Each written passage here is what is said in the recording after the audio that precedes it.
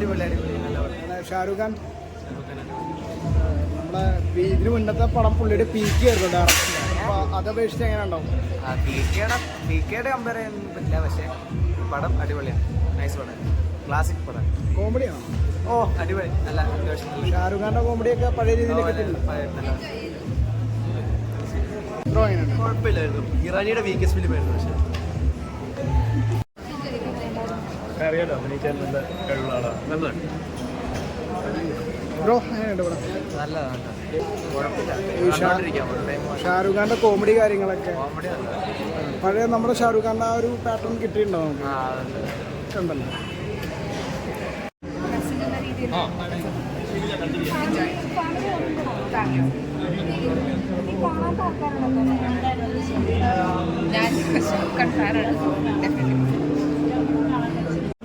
Tragedy ഉണ്ട്, എല്ലാവരും നല്ല സിനിമയാണ്.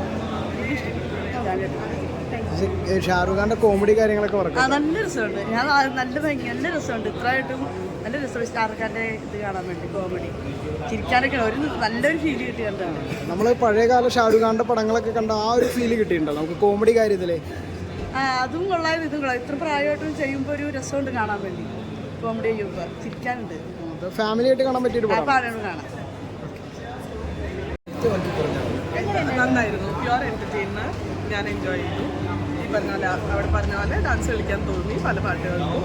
എസ്പെഷ്യലി ദ ഫസ്റ്റ് സോങ് നിസാർക്ക് ആസ് ഓൾവേസ്. നിസാർക്ക് സബ്സിക്വൻ്റ്.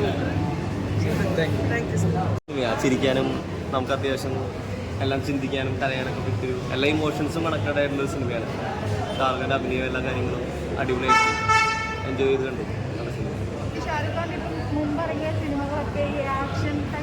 അതിൽ നിന്ന് വളരെ വ്യത്യസ്തമായിട്ടുള്ള സിനിമയാണ്. അത് പ്രതീക്ഷ തന്നെയാണ് വന്നത്. രാജ്കുമാർ ഹിരാനിയുടെ സിനിമ ആയതുകൊണ്ട് ആ ഒരു മോഡ് തന്നെയാണ് എക്സ്പെക്ട് ചെയ്തത്. അത് തന്നെയാണ് പടത്തിലുള്ളത്. ഒരു ഗുജറാത്തിലെ ഒരു നാടൻ പശ്ചാത്തലത്തിൽ നിന്ന് തുടങ്ങി ഷാരൂഖ് ഖാൻ്റെ നല്ലൊരു അഭിനയങ്ങളും ഇതൊക്കെ പ്രൊവൈഡ് ചെയ്യുന്നൊരു സിനിമയാണ്.